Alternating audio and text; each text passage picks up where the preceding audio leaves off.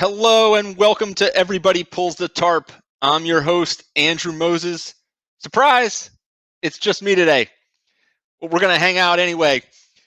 We'll have guests starting again next week, but with it being a holiday week and all, and it's certainly been an interesting week for me and here for us in the Moses household, I wanted to share some thoughts with you all, update you on some things going on in my life, and also, just reflect on some of the conversations that we've had on Everybody Pulls the Tarp this season.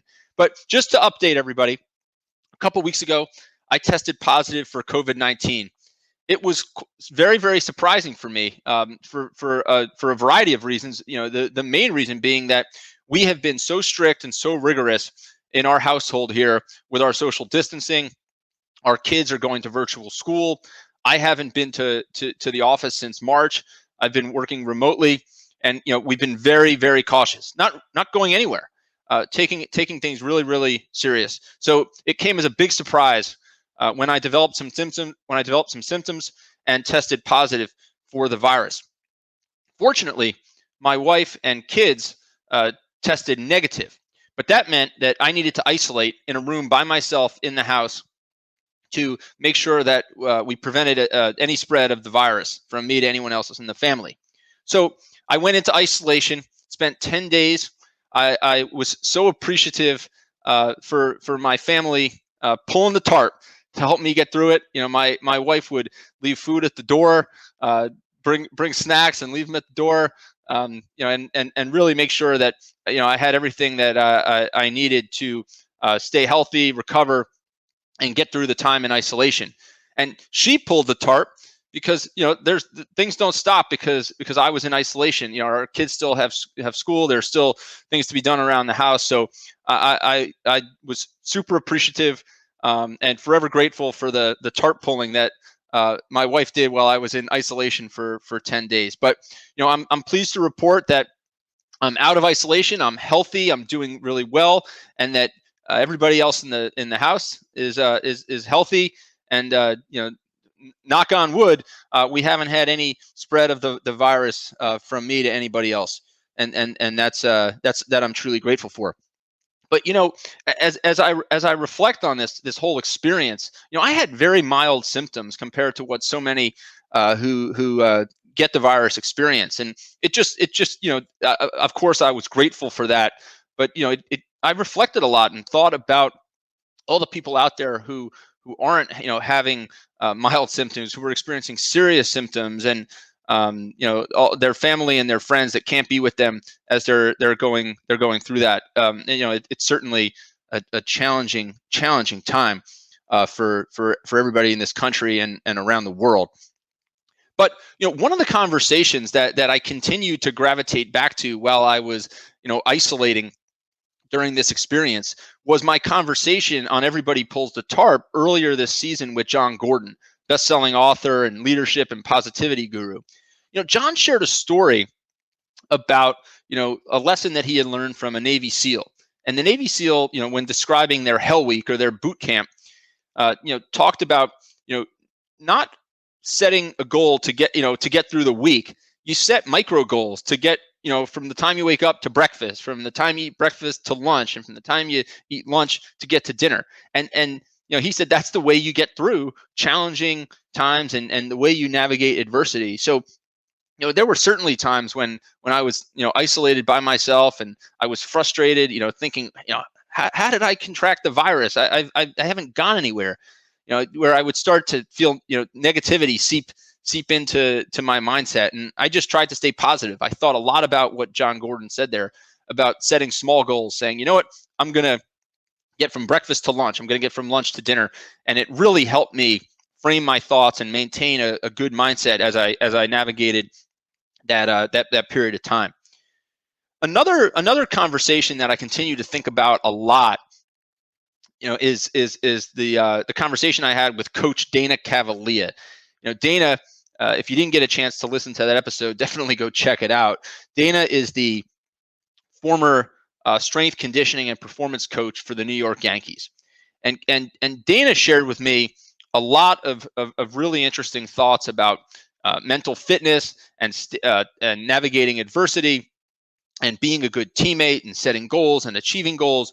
But something that really stood out for me was, he shared that, one of the ways that he likes to size people up and see what type of work ethic they have, what type of teammate they're going to be, what type of collaboration they're going to bring to the table.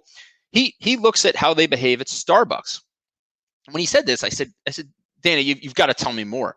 He said, Andrew, when someone's at Starbucks and they, are putting milk or maybe some sugar in their coffee, I look to see whether or not, if they make a mess, do they clean it up, or do they leave it for another customer to take care of, or a Starbucks employee to clean up?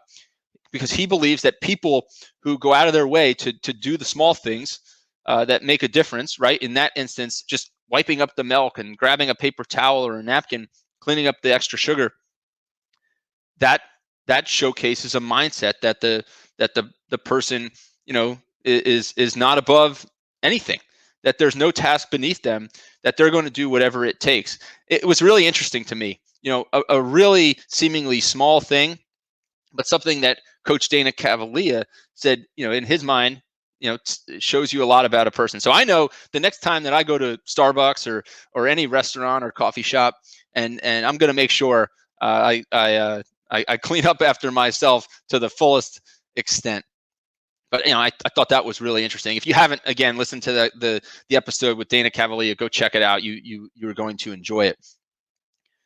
Another conversation that I've been thinking a lot about is the episode last week with 3-time gold medalist Tessa Virtue. So Tessa and her ice dance partner Scott Moir are the most decorated figure skaters in Olympic history. Together, they have they each have 5 medals. And it's they've had an incredible career. And, I learned so much from the conversation. I encourage everyone, if you haven't listened to the episode with Tessa, to go check it out. But one of the things that really stood out to me was her perspectives on teamwork. So one of the things that I was really curious about was, okay, with all the success, we see, her and Scott, her ice dance partner, on the podium getting the medals. But I thought that there might be other people behind the scenes that played a role in that. So I asked Tessa about it, and she couldn't have been happier and more grateful for the opportunity to share the contributions that so many behind the scenes had in their success. And in particular, as they were preparing for the 2018 Olympics in Pyeongchang, she said that the team of coaches and support staff was just about 14 people or so. I mean, think about that.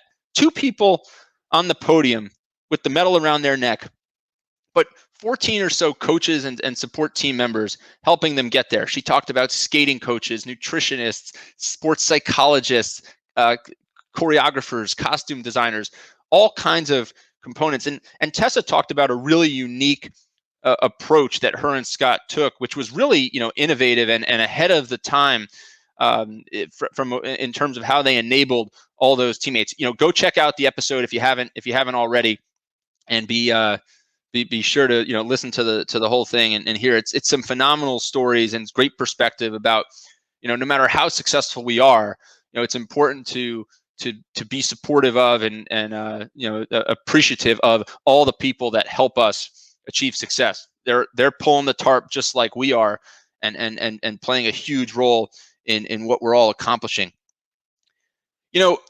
Before I leave you, I of course want to wish you a happy Thanksgiving and share with you my gratitude that you are joining me on this journey each week and listening to the conversation that I'm having with all these inspirational people on Everybody Pulls the Tarp. It truly means the world to me to receive all the comments on social media and the feedback that you're providing.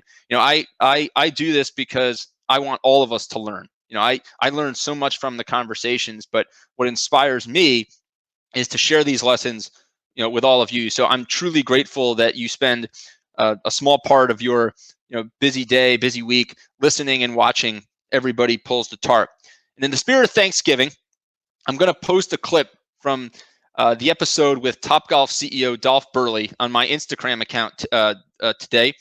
My Instagram account, if you're not following, go follow me and check it out at Andrew Moses 123. And the clip with Dolph Burley is one where, he shared a story with me that he made 400 phone calls on Thanksgiving once to share his gratitude. I'm not going to give you any more. I want you to go listen to the story in Dolph's words. Again, it's on my Instagram account at Andrew Moses123. You have to check it out. It's a great example of pulling the tarp. And again, I just want to wish you and your family and friends a happy Thanksgiving.